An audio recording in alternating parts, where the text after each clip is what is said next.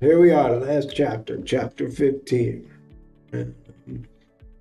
This lecture is going to be a little bit longer, but I'm not going to get into a whole lot of detail, but do the best I can. Okay. So, chapter 15 is sexual diagnoses from sexual dysfunctions to stigmatized and normative sexual variations, right? So, what do we mean by that?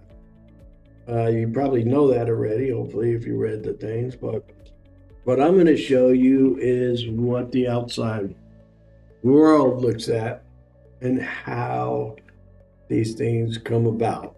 So, this is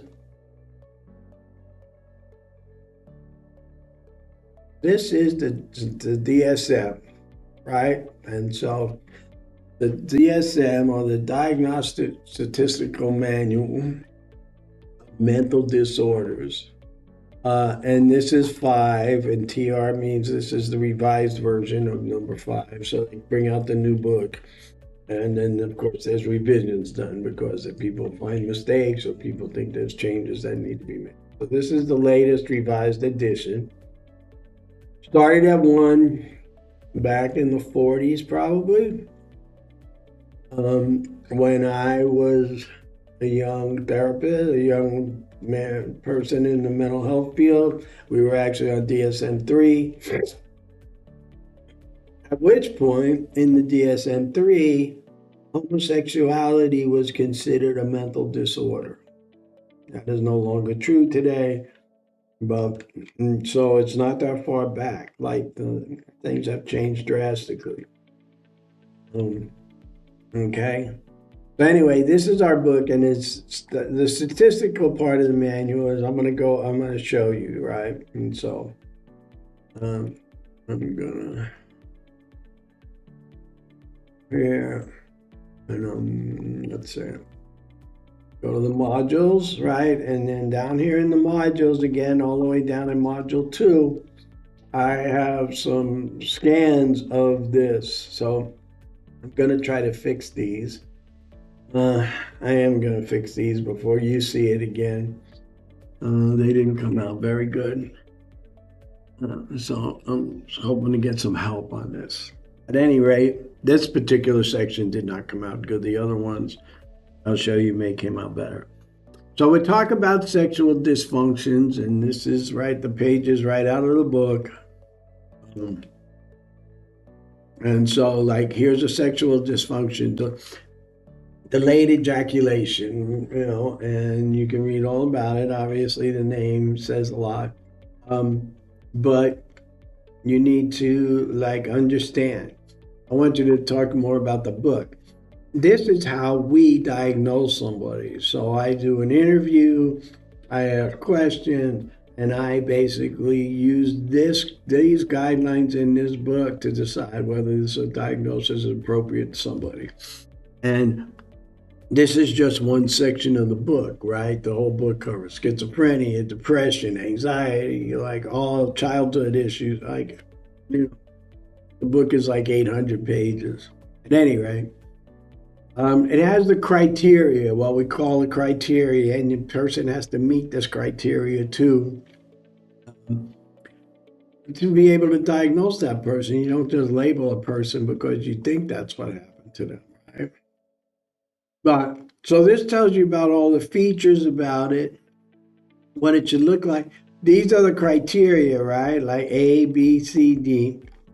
And typically you need to meet like 4 out of 5, 3 out of 5 to be able to fit this diagnosis. And then these are the things that talks about to tell you whether or not, right? And here's the functional consequences. What's the problem? Why does this cause a problem? The differential diagnosis is some clarification about, like, narrowing it down a little bit. Morbidity means what are the most common other diagnoses that come along with this, that you will have more than one. So that was delayed ejaculation, erectile disorders, Mm. And these are all not because of a physical injury, not because of a physical um, cause of any kind, right? This is all because of something in my head, basically. Mm. The same thing. Everyone. Here's some culture-related diagnostic issues that go along with this erectile disorder. Mm. Um, and how this is sex and gender related. What are the markers, right? So all of this comes into play before we decide somebody is suffering from this. Here's female orgasmic disorder. And these are all the statistics are in here, like how prevalence is this? How many people in the population suffer from this? How rare is it or how common is it, right? Here I say prevalence, this is the part I'm talking about.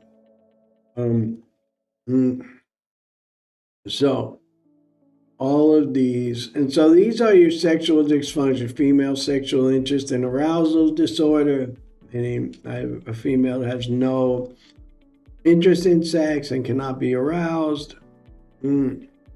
All of these things. So here's like a whole list, you know, probably more than you ever wanted to know. And I will get better scans of this. And the next piece I'm going to show you, right?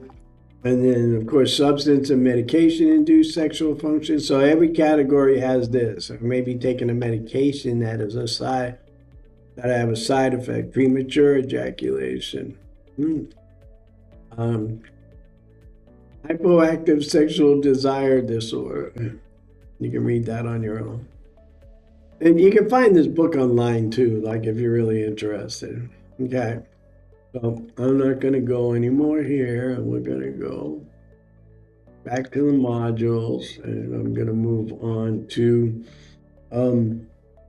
the stigmatized sexual behaviors, right?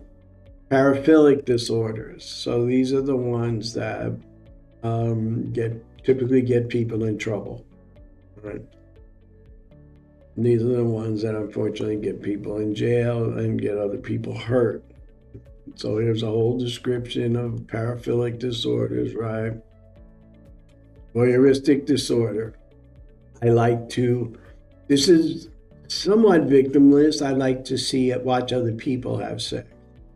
Unfortunately, there's peeping toms, right? So like somebody's peeking in your window while you're having sex, that's not good, right? But anyway, it is not as, I don't know that it's as dangerous as many of the others. And the same thing. There's the sex and gender related, the risk, the development, how it starts, the comorbidity, all of that. Exhibitionist disorder. This means I like to show off. Some of it may be flashers like streakers, right? Things like that. Unfortunately. Right, so voyeuristic disorder. Oh. So this is not so much maybe here in New York, in a bigger city, like on the subways in New York, this is a big deal, right? People like to touch people against their will, or they touch strangers in the subway or on the bus or in different places, elevators, places where there's a crowd, and they touch people inappropriately, strangers. That's voyeuristic disorder. Masochism, obviously, right? People that like to induce pain in others. They get sexual satisfaction from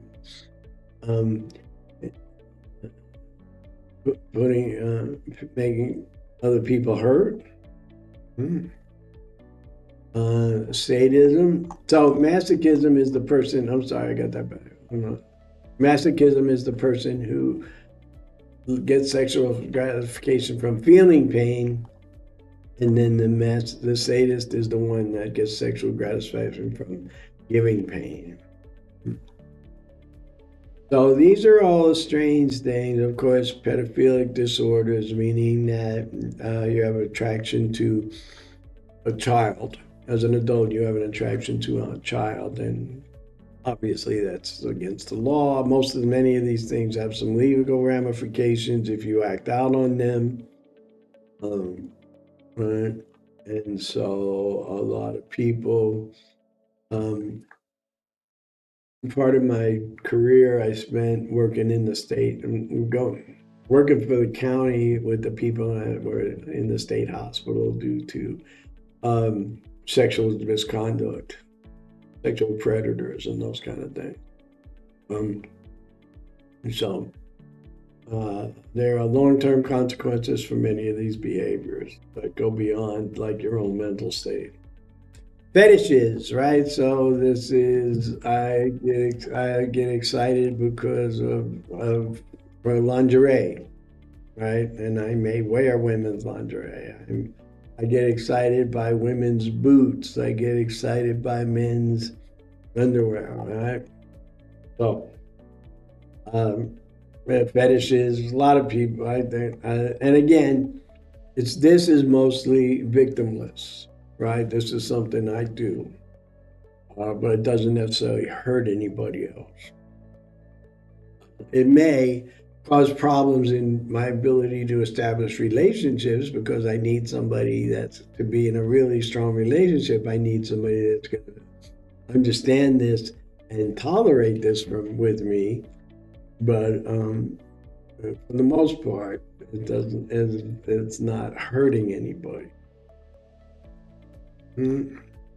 Transvestic disorders, the same thing. So here we go. Remember how I said homosexuality at one time was in the book. Now transvestic disorders are still in the book, and this is going to change probably in the next, with the next edition, I would assume. Okay. Anyway, here's all the list of all these. Oh, sorry. Let me go back here. And it keeps going. I couldn't scan anymore in one piece. Those scans came out better, obviously. You can read them a little bit better and you can zoom in and make them bigger. So here we go. The next one is,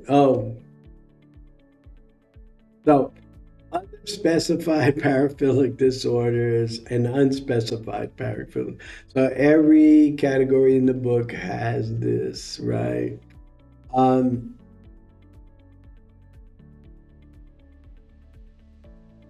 So I have a lot of the traits. So one of the things that happens is you read this book as a young clinician and you're like, oh, I do that, I do this, I do that. And we all have some of these traits and different diagnoses and different things, but not enough to make the criteria. And the biggest criteria is always, what impairment is it? Like, is it impeding my ability to function as the average person? Like, go to work, eat, take care of myself, right? Like, those are the things what's the impairment? Because if there's no level of impairment, then it doesn't matter how many of the criteria you meet. At any rate, so this is, you may have a lot of characteristics, but you don't fit any category. And then this is kind of the same thing. They cause clinical distress, but you still you can't pick one particular area. Like, I can't say it's transvestic disorder. I can't say it's a fetish disorder. So there's this unspecified and other specified category. So here's your discussion topic for this chapter, and I went through this quite briefly, and you got to look at the two parts. But you are to pick the disorder that makes you the most uncomfortable, and just write why that is. So you're gonna have to read a little bit of this, right?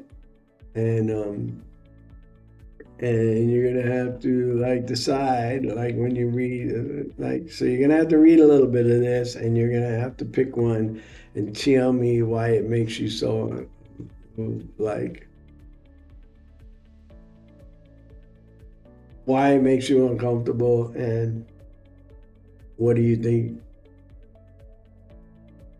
Is there something you think you should do about that? And maybe it's like this.